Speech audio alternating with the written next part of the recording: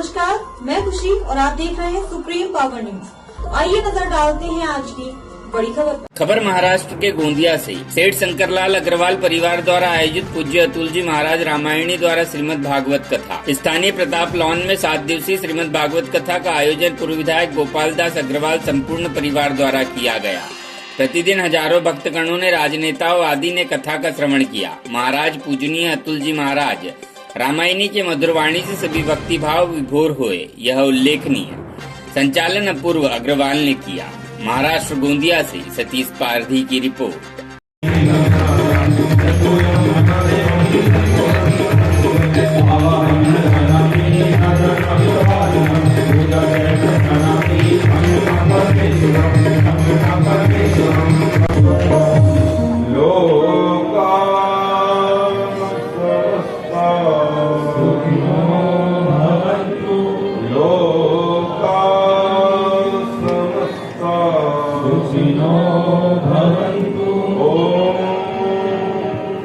शांति शांति शांति।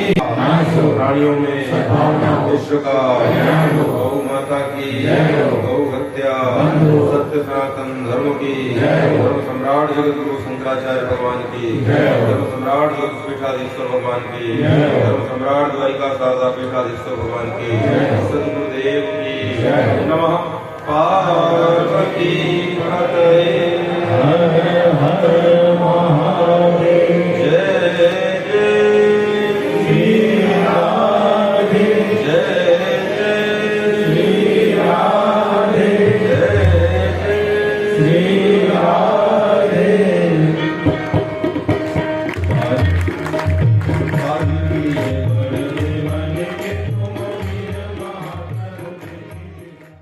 जी को भी लेके चल दिया।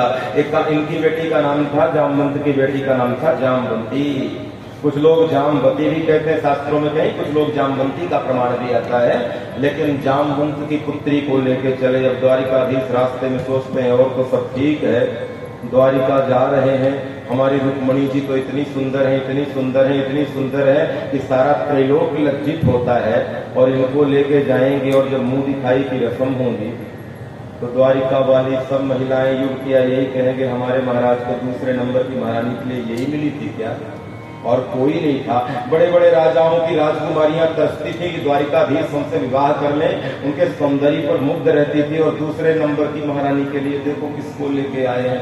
तो रास्ते पर भगवान सोचते जा रहे तो धीरे से जामवंती ने पूछा कि ठाकुर जी, इस विवाह से आप प्रसन्न तो है ना, मतलब कोई कठिनाई तो नहीं? भगवान ने कहा नहीं नहीं नहीं, हम तो बहुत प्रसन्न हैं, हम प्रसन्न ही तो हैं, तब तो द्वारिका चलो, चलो द्वारिका चलते हैं, बहुत प्रसन्न है हम, ऐसा कह के। और जामवंती को ये कैसी प्रसन्नता है, बात ही नहीं कर रहे, बस चले जा रहे हैं, चले जा रहे हैं, चले जा रहे हैं।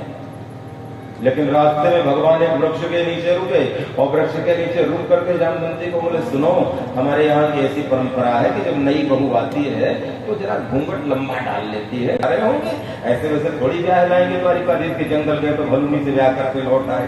अब तो रुक्मणी जी ने पूरे गांव को निमंत्रण दे दिया, पूरे द्वारिका की महिलाएं स्त्रियां जुड़ गई, और बड़े भाव के साथ में मुंह दिखाई की रस्म की तैयारी होने लगी कि द्वार में प्रवेश होगा, गृह प्रवेश होगा।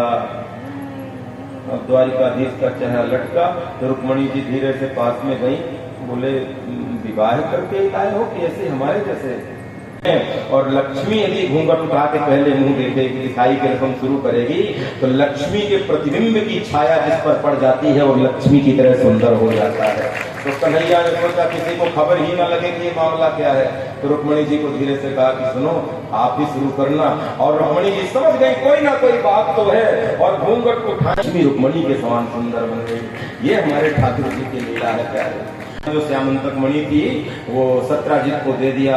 अब सत्राजित को रात भर नींद नहीं आई कि मैंने द्वारिकाधीश को कलंक लगाया। तो श्यामा जी के साथ में एक बार अर्जुन के साथ में सुखदेव जी कहते हैं, परीक्षित ध्यान से सुनना, अर्जुन के साथ रथ में बैठकर भगवान हस्तिनापुर की ओर जा रहे थे। रास्ते में बियाबान जंगल पड़ा, और जंगल में एक वृक्ष में बैठकर एक युवती बड़े भाव से तपस्या कर रही थी। भगवान श्री कृष्ण तो सर्वांतर्यामी है, अर्जुन को कहा जरा पता लगाओ देवी जी किस चीज के लिए तपस्या से संपन्न हो गए, अब बचे 16,100। तो सुखदेव जी कहते हैं राजा परीक्षित ध्यान से सुनना, एक भौमासुर नाम का राजा था, उसने प्रतिज्ञा की थी कि अलग अलग प्रदेशों से 20,000 राजकुमारियों का हरण करके लाऊंगा और अपने कारागृह में बंद करूंगा, और जब वो 20,000 हो जाएंगी तब एक मुहूर्त में उनसे विवाह करूंगा। और उसने अपने कारागृह में, सुखदेव जी कहते हैं, 16,100 राजकुमारियों को कैद करके रखा था। और ईश्वर भगवान नारायण, हम जीवों की रक्षा करने वाले, प्राणी मात्र के हृदय में वास करने वाले प्रभु, हम हृदय से पुकार रही हैं कि भौमासुर के कारागृह से हमें मुक्त करो। और सर्वाधियों को भगवान ने कारागृह से मुक्त किया और कहा अब आप लोग मुक्त हो, मुहूर्त में अपनी भार्या के रूप में स्वीकार करने का। समाज में वो सम्मान दिलाने के लिए 16,100 वो राजकुमारियां कहीं गलत मार्ग में न चली जाएं और समाज में इनको ताने न सुनने पड़े, इनके माता पिता रोज इनको अपमान के झूठ ना पिलाएं, ये सोच करके मेरे द्वारिकाधीश ने वो दर्जा दिया, वो सम्मान दिया जिसमें जीवन भर सम्मान मिले।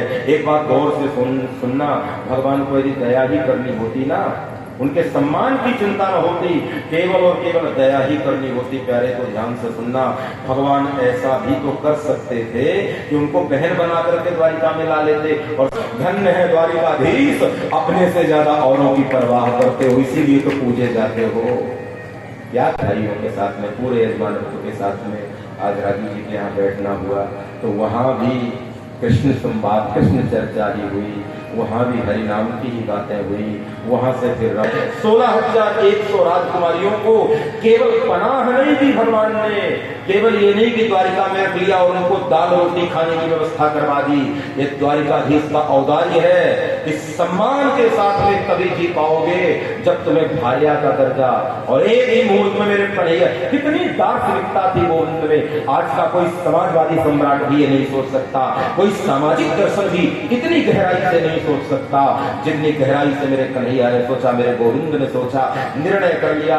इन 16,100 राजकुमारियों को सम्मान दिलाना है, इनको भार्या का दर्जा दिलाना चाहिए। और कन्हैया लेकर गए और 16,108 विवाह भगवान के संपन्न हुए। और फिर भी बड़ी सुंदर गृहस्थी चल रही है, कोई लड़ाई झगड़ा नहीं। विराम का क्षण आया, एक बहुत ही भावनिक अवसर है जो ज्ञान की गंगा इन 7 दिनों में अभूतपूर्व दृष्टांतों के माध्यम से हमारे हृदय तक पहुंचाने का प्रयत्न महाराज जी ने किया और हम सबको और हमारे हृदयों को कनेक्ट करने का काम किया। ऐसा अतुलनीय प्रवचन भागवत कथा का बहुत बिरलों में ही देखने को मिलता है। वो सौभाग्य हम सबको मिला है और लगता है कि ये कथा रुकनी नहीं चाहिए। मैं आज सुबह ही महाराज जी से कह रहा था कि अभी न जाओ छोड़कर कि दिल भर भी भरा नहीं।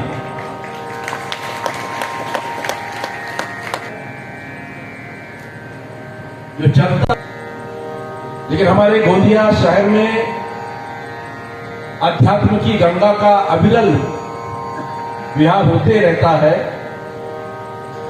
और सदा होते रहे, इस बात का प्रयत्न हम सब मिलकर करते हैं।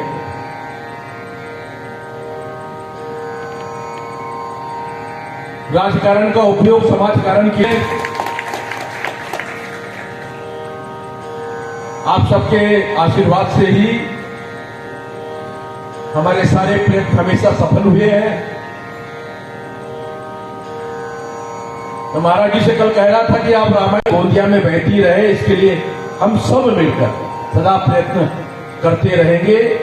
यही मैं व्यासपीठ को वचन देता हूं। आभार व्यक्त करते हुए महाराज जी ने जो आशीर्वाद दिया है वो निश्चित रूप से हम सबके जीवन की पूंजी बनेगा, इसी बात की कामना करता हूं। बहुत बहुत धन्यवाद। जय श्री कृष्ण।